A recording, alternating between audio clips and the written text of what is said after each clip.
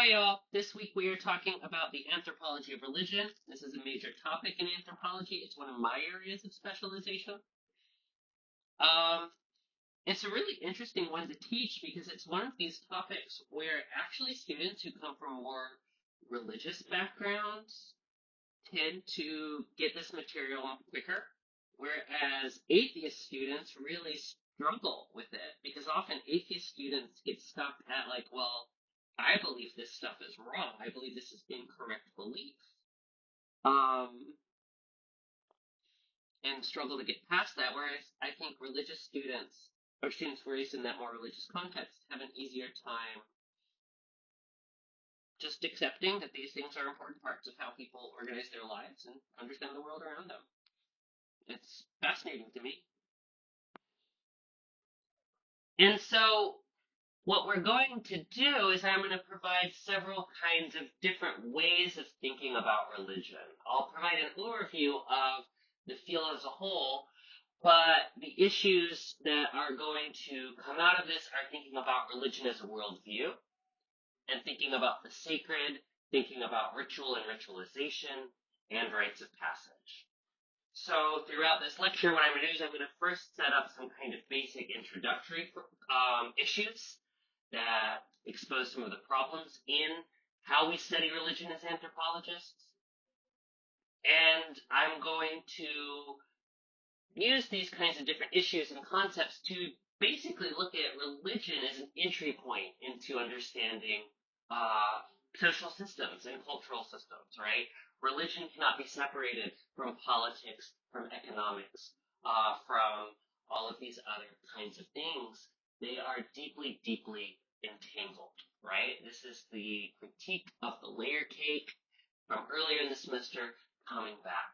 Religion gives us an entry point into all kinds of other social dynamics.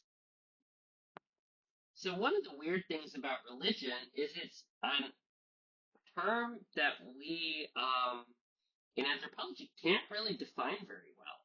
And the more you study religion and religious expressions cross-culturally, the more and more any definition you try to come up for it, it's gonna just like dissolve and fall apart.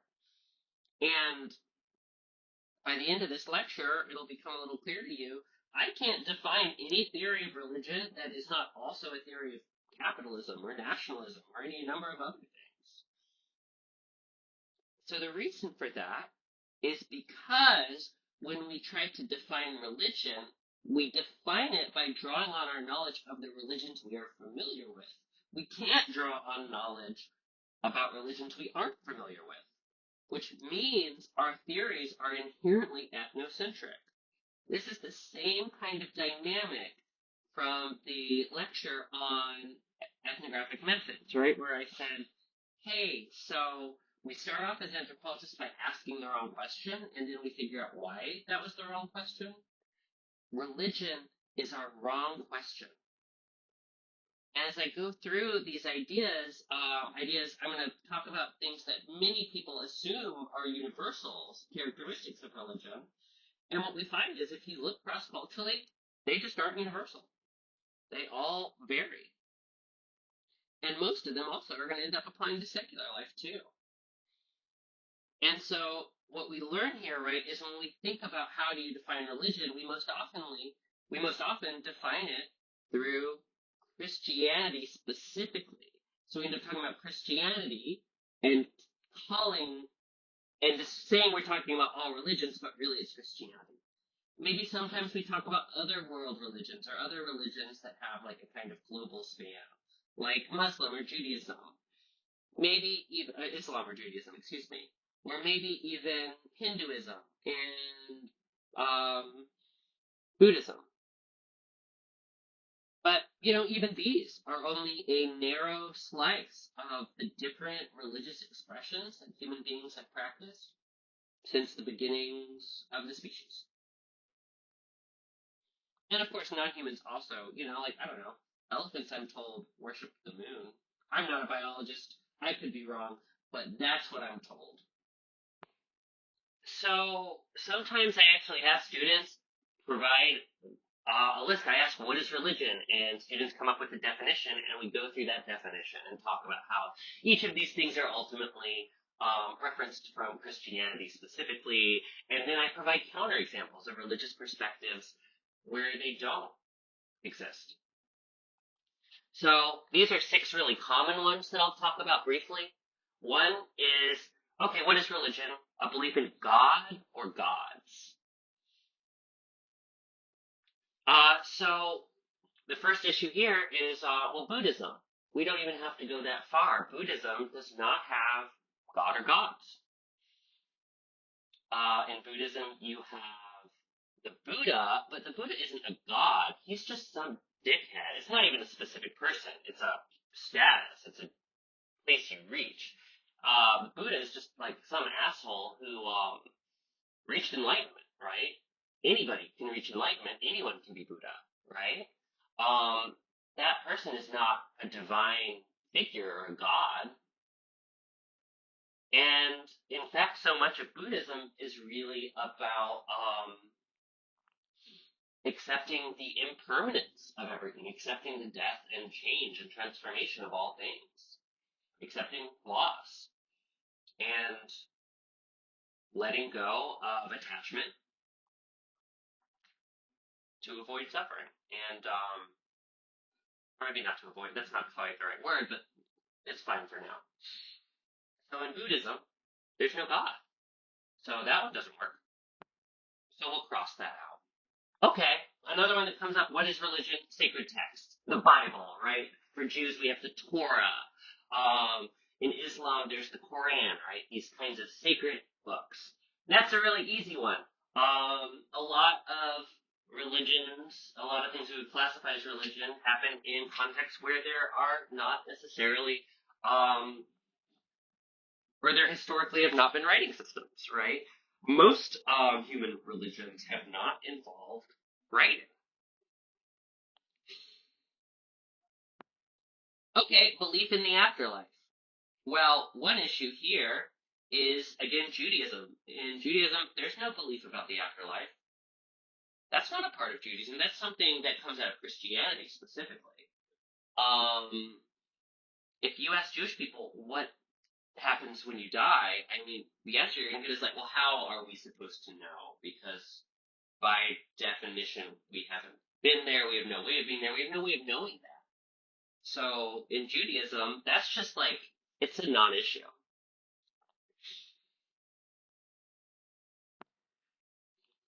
Another common characteristic people often draw on is belief in the supernatural.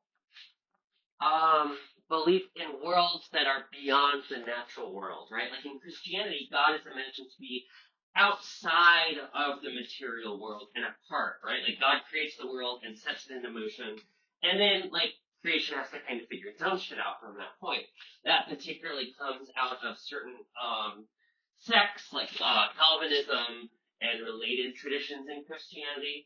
So that actually is a historical phenomenon. It doesn't describe all Christianities across time and space. Um, but we have this idea, okay, the supernatural. Now, the problem with the idea of the supernatural is we're creating a binary between nature and the supernatural, or that which is in excess of nature. And as you probably guessed, and as you have probably picked up the pattern, your non-binary professor does not like binaries very much. Or at least I find them very interesting to think about, but not particularly useful as truth statements, as statements of the world as it is. And so many religions are not going to adopt this kind of dichotomy between nature and the supernatural. We're going to see this in a big way in the film that you're going to watch this week. And I'm sorry, that we're actually going to watch the film next week, talking about the environment, but there's a lot of themes of religion. And you'll start to see why certain development initiatives collapse, because there was this assumption that foreign development people assumed that they could ignore things that they thought were religious. But actually, those religious institutions had important roles that they played in terms of environmental management. So in indigenous religions, for example, in North America, it is not really what is called animism, right? Animism is the belief in that all things have souls, basically, like non-human beings also have souls. Um, put very briefly and simplistically.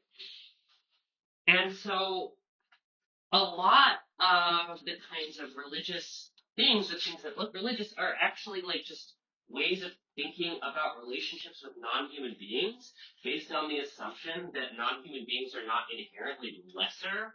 They don't belong lower on the kind of hierarchy of creation than humans do, but rather that they are just people, their own persons with their own communities. So, for example, when I was doing my research, there's this story that elders often tell younger people as a way of teaching. And in this story, there's this guy who's sharing an orange with his dad. He's a kid, and they're sharing an orange together. And they're eating the orange, and they're having a contest to see who can spit the seeds out the furthest. And so, they're just having a blast. They spit the seeds out as far as they can. And a few months later, they come back, and the dad asks the son, "Hey, look for those seeds we spat out all those months ago, and see what you find now." And so the son searched around the yard and saw some of the seeds had landed in places where, like on rocks, where they just ended up getting baked by the sun and dried out. Others landed in fertile ground and started sprouting. And so the dad says, this is the nature of power. This is the nature of creator or power.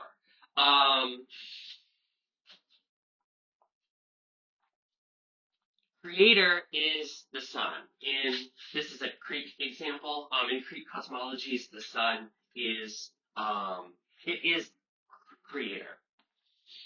So the sun emanates power, right? It emanates that power completely impersonally, right? The sun just kind of emanates energy in all directions without, it's not like the sun's only going to shine on you but not your friend.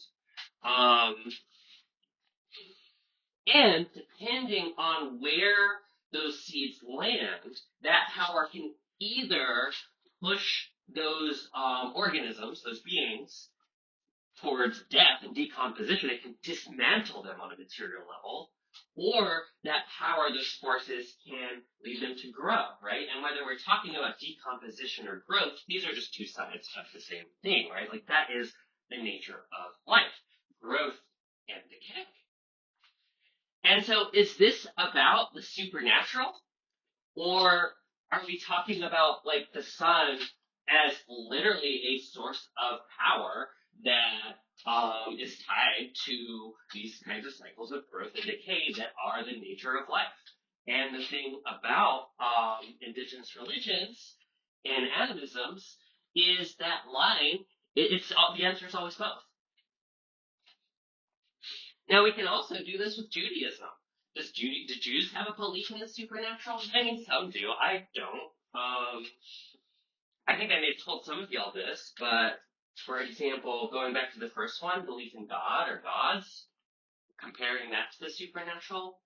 So my own perspective, right, is what is God? Well, God is, in my interpretation of Judaism, a word. God is a symbol. It is a series of sounds that we send out from our body, when we talk. In many Jewish sects, they don't say God, they say GD. And the reason for that is because God is an English translation for a Jewish concept, for a Hebrew concept, sorry. And that concept is that entity is, the name of that entity cannot be pronounced by human tongues. It is physically unpronounceable, which is kind of the point. So what is God? I mean, God is a word that is beyond humans' capacity to utter, which I think is really interesting, right? Because in that context, right, God is something that is beyond the grasp of human comprehension. And so the question isn't really, do I believe in God or do I not believe in God? The question is, what is the nature of God as something that is, by definition, outside of my ability to grasp? So I wouldn't say I believe in God or don't believe in God. I wouldn't say I believe in the supernatural. I don't believe in the supernatural. I just have shit that I think about, right? Like Judaism is kind of a very scholarly religion in that way. We rarely have answers, but we have a lot of stories and we have a lot of problems and a lot of things we think about. I told this example to a friend of mine who is Muslim and one of my colleagues in grad school, and she said, "Oh, that's so interesting because we say something really similar in Islam. We say God is always greater, and you don't have to say what God is greater than because the idea is whatever you come up with, God is greater than that." Now, this is one of the reasons why I personally get very confused by atheism, and particularly the new atheist movements, people who say they don't believe in God. Because to say you don't believe in God, that implies you must first comprehend the fundamental nature of God to know that is not a real thing. And if God is a word you can't even say, like that just seems so arrogant to me. It just seems like a total misapprehension of the fundamental nature of God itself. Um, so, okay, we have belief in the supernatural. And it looks like we're going to have to cross that one off too. And then we have beliefs in right or wrong, or sources of moral authority. Well, in a lot of indigenous religions, again, there's not necessarily this idea that there's a universal agreement of what is right and wrong. Like, there aren't rules that you are universally bad if you do this, right? Even this idea of good and evil is very culturally particular. What is more common in many indigenous religions is instead an assumption, this idea of being a good relation, being a good person that other people want to relate to, want to be in relationship with, want to be friends with, for example. And the thing about being a good relation is there's no, there are certain teachings that you are taught growing up, but it's not going to be the same for everyone. What it means to be a good relation to one person might be different for another person.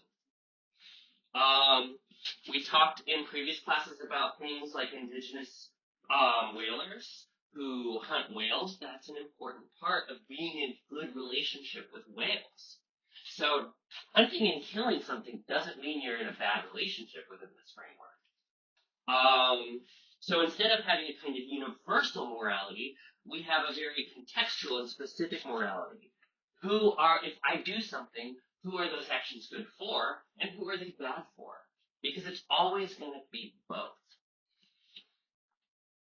And one way of thinking about this is, what does it mean to be a good relationship in South Carolina? Well, that's going to be really different than being a good relation in a place like Alaska. For example, if we think about non-human beings, right? Like, let's say we want to lower our fucking carbon footprint or something. I don't know. Or we want to find, here's a good one. Maybe we want to find renewable energy, right? So in South Carolina, for example, we might use solar power. Because we sure got a lot of fucking sun here. But in Alaska, that's not really going to work real well, because you're going to have months of time where you're getting barely any sunlight at all. So you might need maybe hydropower makes more sense there, right? So what it means to be a good relation is going to be geographically specific. It's going to be particular to the place and the people in your life. So, again, no kind of universal good or bad. So here's the thing, right? Whatever definition you come up with, whatever characteristic you come up with, an anthropologist is going to be able to find an example of some society somewhere that does things different, where that assumption, that definition, falls apart. So we have this funny situation where we say religion is a human universal, but we also can't come up with a universal definition of religion.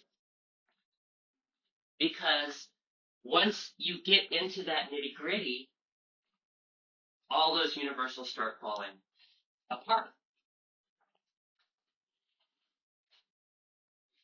Now, one pattern y'all may have noticed here is there's this underlying idea of belief. This is a really big aspect of how people in the United States think about religion. We have a dichotomy between belief and knowledge. And our assumption is that religion is about belief, whereas proper knowledge or science, well, that's knowledge, right? So belief is kind of the opposite of properly knowing something. Now, as I kind of going back to that example I gave about God as a concept in certain Jewish sects, right? The issue here, right, is belief is just not a useful word. It's not a useful conceptual tool for grappling with my relationship with God, right? Like, do I believe in God? Do I not believe in God? Well, it's just the wrong question. So this idea of belief itself is arguably very much a specifically Christian phenomenon.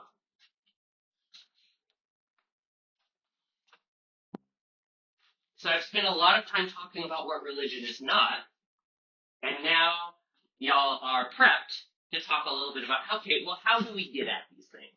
If it's not enough just to define religion as shitty science and mistaken belief, what can we do with this concept? If there's no universal, how can we approach this? One idea that anthropologists often use is the idea of religion as a worldview. Another way of thinking about this is cosmology, people's understandings of the universe. What is their view of the world? What is their understanding of the cosmos? And in this sense, religion is a system of symbols and stories that we use to interpret the world around us. Remember when we defined culture as a system of symbols?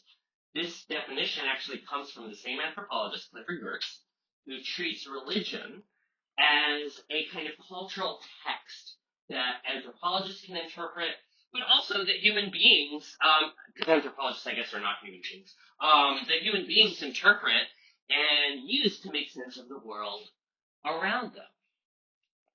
So we'll talk about that with the reading for today quite a bit, but also think about it with the next reading for Wednesday is going to focus on fundamentalist Christianities in the context of economic job loss. It's going to be the same, like, larger global phenomenon that led to the same kinds of employment issues that we read about with Puerto Rican communities in New York. So, we're going to see the same dynamics also impacting white communities in the Midwest, leading to a growth of fundamentalist Christian belief systems. So think about how fundamentalist Christianity and how the idea of apocalypse helped Christians interpret, or make sense. It gave people a worldview and stories with which to interpret global events happening around them. Now, as we do this, we want to remember, first of all, we are interested in life on the ground. We don't care as anthropologists so much on how people in positions of authority tell you how you should practice a religion. We are interested in how people actually do practice religion. So, for example, in grad school, again, I took a class with a religious studies student, focusing on religions. And one of the things that she kept getting caught up with was she was looking at a context in Taiwan, and there were a lot of peasants who were practicing a kind of hybrid mix of animism and Buddhism. And the Buddhist monks looked at that and said, that's not proper Buddhism. And we need to get people to practice Buddhism more properly. Whereas peasant villagers were kind of just saying, like, no, it's Buddhism. Like, like the categorization didn't matter to them in the same way. And so one of the things that we have to grapple with in this instance as anthropologists is we're interested not just in that, we're not interested in the ethnocentric assumption that there's a right way to do Buddhism and the peasants are doing it wrong. We want to know, what are the peasants doing and why? So we're looking on people's actual beliefs and practices on the grounds, not necessarily only their sacred texts or the prescriptions that they are given by authorities. Likewise, we're not just interested in the world religions, we're interested in all religious expressions. Now, this last point, religious expressions are not timeless traditions. They are specific political and historical circumstances. They're tied to specific circumstances. This is that billiard ball critique again, right? We don't want to fall into a dichotomy of tradition versus modern. We're going to see this really clearly with the reading that I'm about to start shifting and talking to y'all about. It's not about tradition versus modernity. And in fact, this idea, this dichotomy is going to really start falling apart. Because just like I was talking about with the fundamentalist Christians in the Midwest, right, religion offers an interpretive framework for making sense of political events happening in the world today. So the article really gets at these issues by looking at witchcraft among Timne speakers in Sierra Leone. Now, it's really important to note this, and this is something that students always lose track of, and I'm flagging it because it's a way that students always miss points on their assignments, and I'm flagging it so that you know that this is an important thing that's going to be counterintuitive to you. When anthropologists use the word witch, we do not necessarily mean people with pointy hats flying around on broomsticks. We do not necessarily mean European or Eurocentric conceptions of witchcraft. Honestly, when we use the word witchcraft, it's kind of an empty category. It's a word in English, and we're trying to describe a phenomenon. We're trying to describe cultural practices from other people who are not speaking English. So we're using the word witch in English as a translation. And the thing about it is we kind of use witch as a translation for a lot of different things, and the term itself doesn't have any inherent meaning in anthropology. It's a placeholder. It's a placeholder, and the only way to understand what the anthropologist is talking about when they talk about witchcraft is to ask, what does this look like in this specific cultural context? We're not talking about people with green skin flying around on brooms. We're talking about an empty placeholder that we're using to talk about a word in Timne languages that does not have a good translation into English. So one thing that this scholar finds, that Shaw finds, is that Timne ideas about witchcraft change a lot historically. And they change a lot in ways that are tied to the introduction of the slave trade. So prior to the slave trade, for example, in Timne villages, there used to be altars that were placed within the village to different spirits. And those spirits were seen as benevolent and good. With the rise of the slave trade, however, those altars started moving outside of the village community. And those spirits started to be seen as dangerous and potentially malicious. So this reflects part of a larger cultural shift that happens in this time period, right? Because in the context of the slave trade, you have to worry about slave raiders. And so it becomes important to close your community. You want to close your community to outsiders. A person coming through that you don't know could now be a slave trader or a slave raider. Outsiders are now dangerous, or more dangerous than before. And we see these kinds of ideas, these logics, these political shifts in which villages start closing themselves more, also happening in the field of religious belief. The ways spirits are treated, they're no longer a force that is benevolent, that can be within the community, now they are moved to outside. It's one of those threatening forces who might take your kids. And fast forwarding to contemporary times, hymn speakers often talk about this idea of the witch city. I love the witch city. I imagine it using, like, I kind of use these photos. The photos aren't from, the bottom photo is just from some science fiction film, but it's kind of like how I imagine the witch city. And in the top photo, you see just some people hanging out in a chimney village. Like, this is what that looks like. And then below that, you have this kind of hyper-modern city. And this is what the witch city is. The witch city exists in an invisible domain. It's an invisible reality that exists parallel to ours.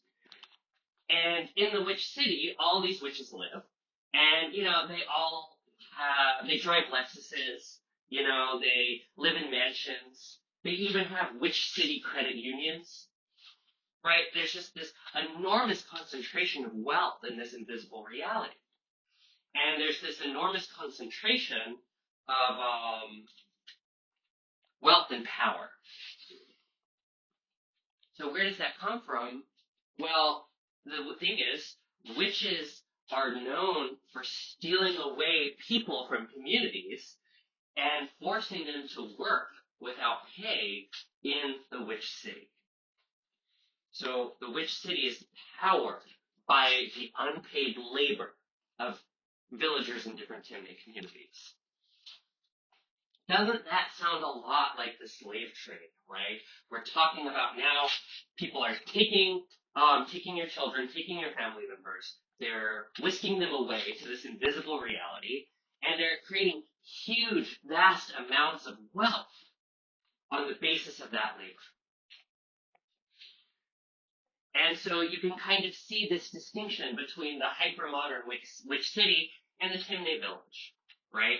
And you can imagine Timney people looking at the world around them and looking at images of New York and London and looking around at their village and asking the same kind of question that we heard Yali asking in Papua New Guinea earlier this semester. Why do they have so much and we have so little? And the witch city helps explain it. Well, the answer is through the taking of unpaid labor and the exploitation of that labor for the sake of concentrating profit. Now, again, here we're going to see that moment where this idea of religion as mistaken beliefs doesn't really hold up that well because, they're not wrong.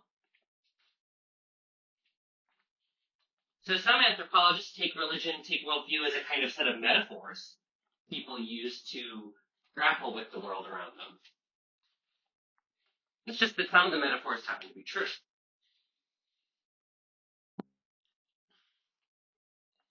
Now, another way anthropologists of religion have tried to do this is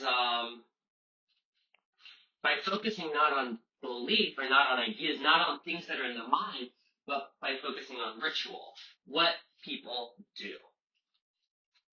We look at behavior rather than what's happening in people's minds. And ritual is a really useful way of understanding the world. Unfortunately, it's very hard to define ritual, just like it's hard to define religion. And if you look up this term in like an anthropology dictionary, I forget what the dictionary definition is, the anthropological dictionary definition, but it's something like habitual repeated practices. And like that's not a great definition either, right? Because then thinking about Horace Minor, like what's the difference between the sacrament and brushing your teeth?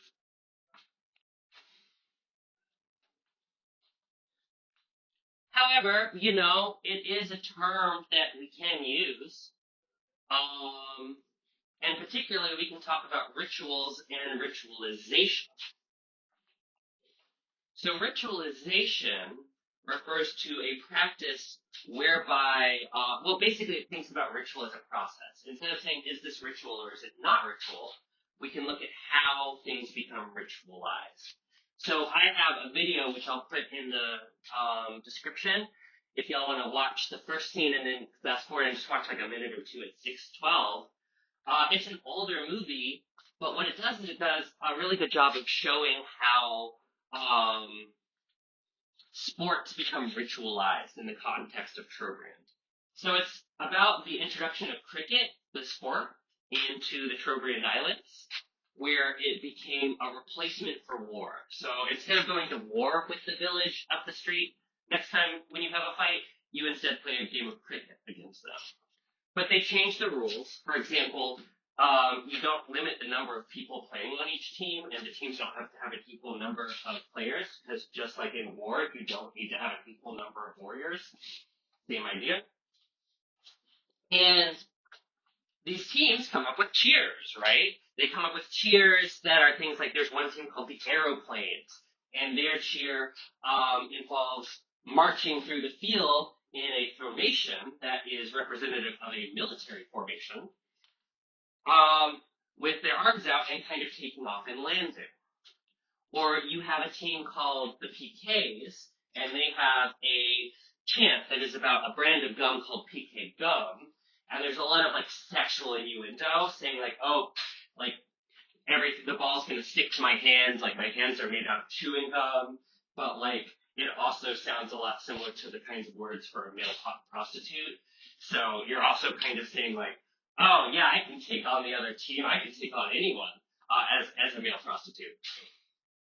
So a lot of like verbal play, a lot of silliness. But in this moment, right, cricket is not sacred. It's not super important spiritually, and yet the practice becomes ritualized. And there's something that happens when people ritualize their behaviors. One thing we see is that ritualized behaviors can be transformative. Ritual transforms you as a human being, or it transports you somewhere. One way of thinking about this is a ritual is a way of like cultivating your body and who you are as a person, your identity. So, for example, you have things like bar mitzvahs, which say you are no longer a boy, but now you are a man. Or we have gender reveal parties, right? That is a ritual behavior. What that ritual behavior does is it produces the fetus as a social subject, as a member of a family, by giving them a gender, by assigning them a gender. We're transforming a fetus into a gendered human being through ritual. Funerals, right? We transform living people into ancestors, into dead people, into memories.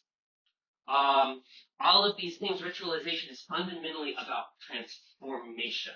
It's about producing ourselves and producing each other as particular kinds of beings. Now, one of the problems here is that at this point we have totally lost track of any distinction between religion and non-religion. Because, look, we can look at communion as a ritual that produces the social effect of purifying a person, is I think what communion does. I have a fucking neo-pagan witchy circle over here. That's another ritual that produces shit. But I also have a courtroom. Courtrooms are deeply ritual spaces, right? Somebody like sits on top of a high platform in a weird fucking robe. You like have to stand up at certain times and not stand up and sit down at certain times. You have to hold your hand on a Bible and swear to tell the truth, right? That is a ritual act. You are swearing to tell the truth as a kind of ritual production of reality. There are lines that you can't cross in a courtroom, whether or not you have the bar, whether or not you've passed the bar exam or not. So it's all extremely ritualized, and what it does, the reality, the social reality it produces, is innocence and guilt and truth and evidence. It literally produces the effect of truth as a social reality that determines whether someone is guilty and goes to jail or not guilty and walks free. And this is what ritual does. Ritual is how we, as human beings, produce social reality. It is how we produce power. and systems of inequality, all of it.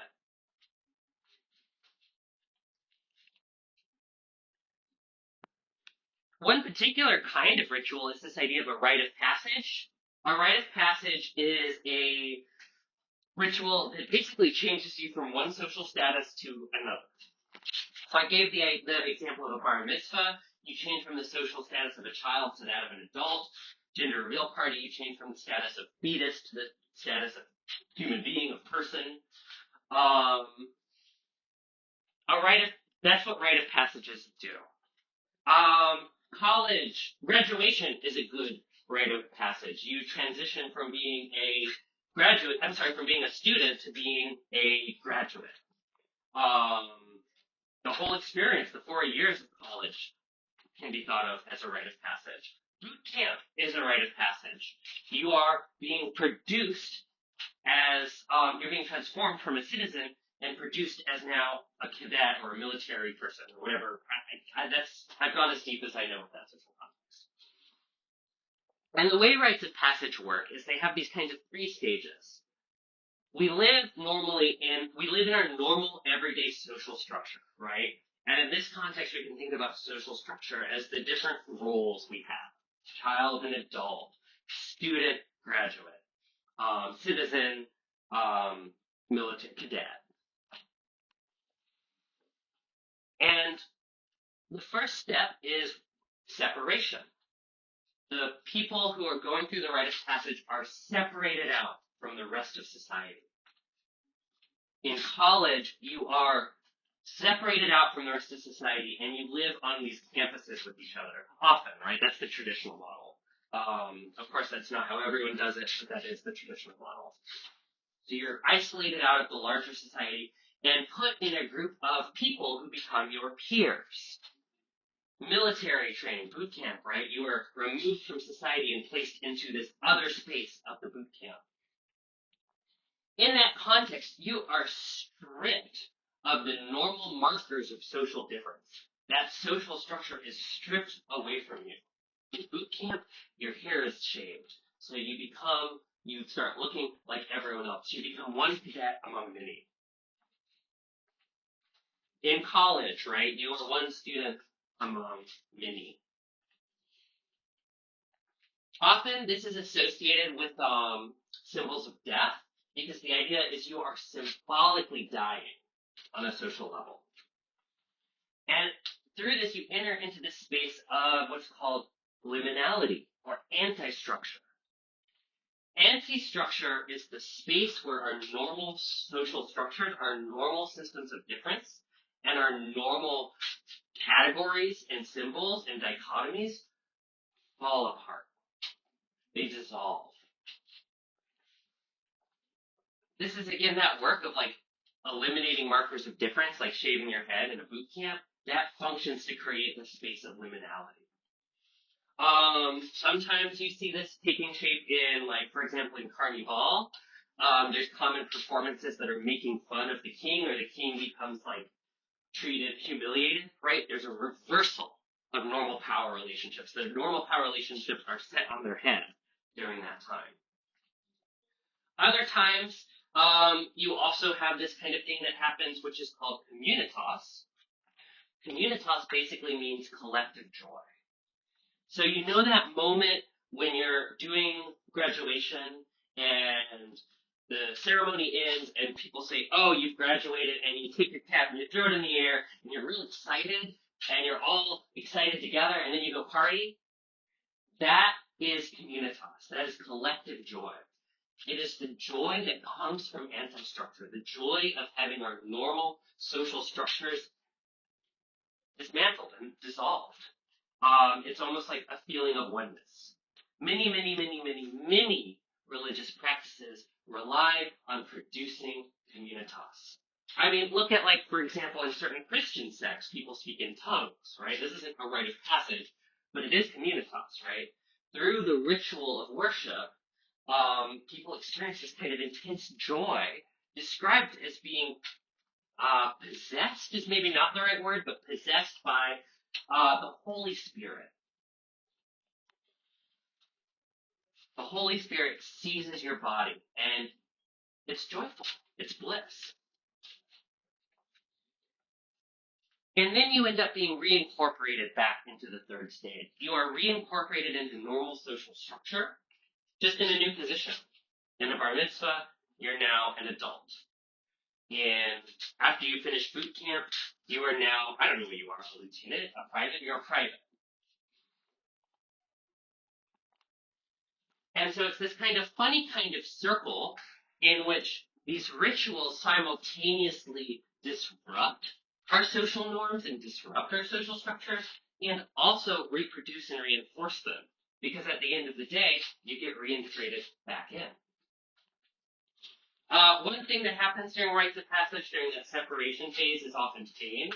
Um, like for example, if you're in a fraternity and sorority and you go through hazing, right? That is a separation phase dynamic where you are put through physical suffering, and through that suffering, you end up entering into a space of liminality and a space of communitas. The pain kind of breaks you down. It breaks down your normal conceptual dichotomies and things like that until you are reconstituted as a fraternity or sorority member. It produces the social effect, the social reality that you are now a frat boy or a sorority girl.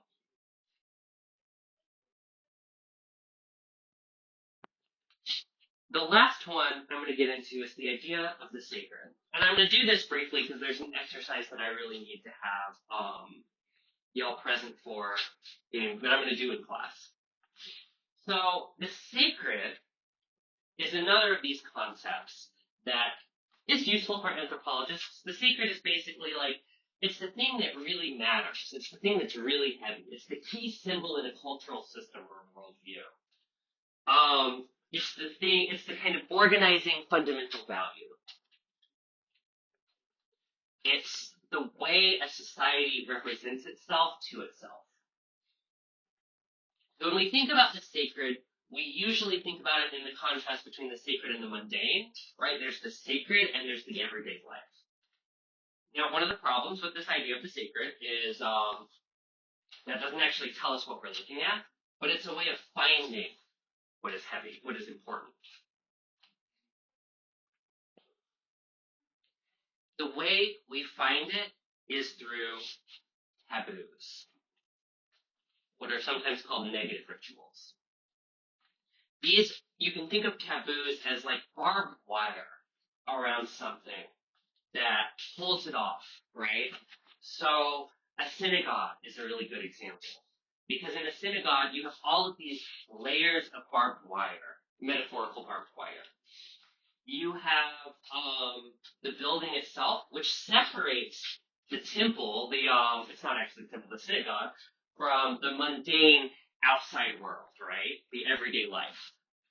And then inside the synagogue, you have further enclosures, right? You have the room where people go to worship for services.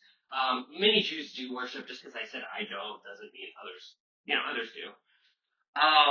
And that is separated from the rest of the synagogue, which includes things like, a dining area, the rabbi's office, etc., etc.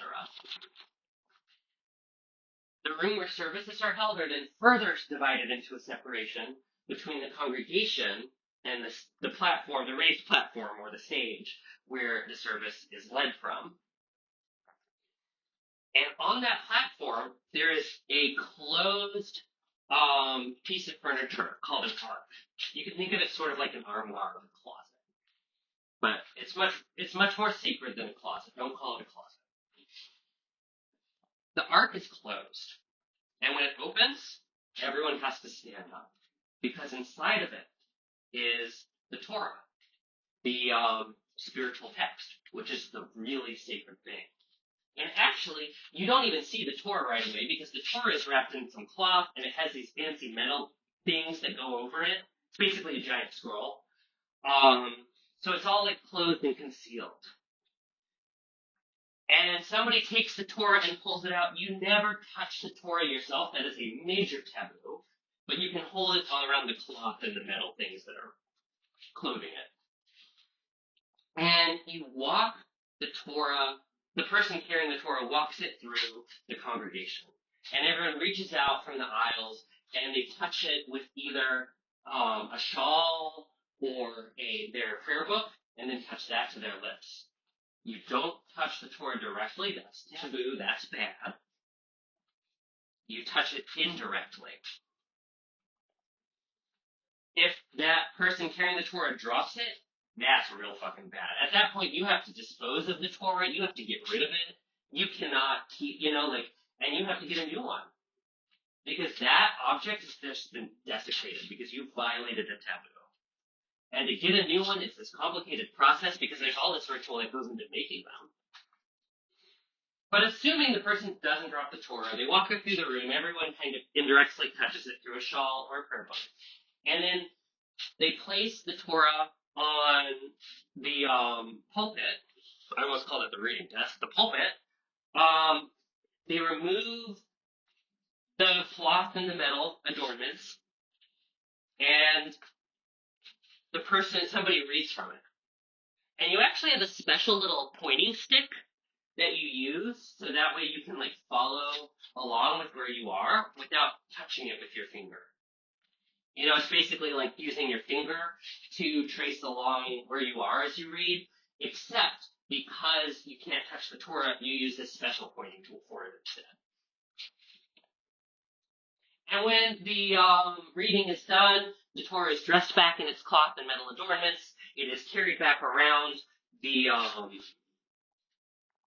congregation. The ark is reopened. Everyone has to be standing while it is reopened, and while the Torah is moving around, it is placed back in the ark. It is closed, and everyone gets to sit down. So whenever you see taboos like this, whenever you see those kinds of moments where if you fuck it up, people are horrified, that means you found the sacred. You found something really important. And once you get through that, all those barbed wire taboos, you enter into a space of celebration, of joy, of communitas. So, and, just like I talked about with ritual, and the same thing with worldview and cosmology, I can't really use these terms. You can apply these terms just as well to non-religious and religious contexts. So, for example, if I were to look at different examples of the sacred, I would look at the American flag. The American flag, you're not supposed to wear it on your clothes, but that's an outdated taboo. That's not a taboo people currently live by. Societies change. But historically, that was a taboo. You're not allowed to let it touch the ground, or else you have to burn it, right? There's all these rules, right? When do you have it half-mast? When do you have it full-mast? What do you do? How do you get rid of it when it touches the ground? What does it mean to desecrate the flag? If you can desecrate something, it's sacred. And if we think about this, right, we also have celebrations. We have the 4th of July. The flag is a symbol, right? It's a sacred symbol at the heart of our cultural system.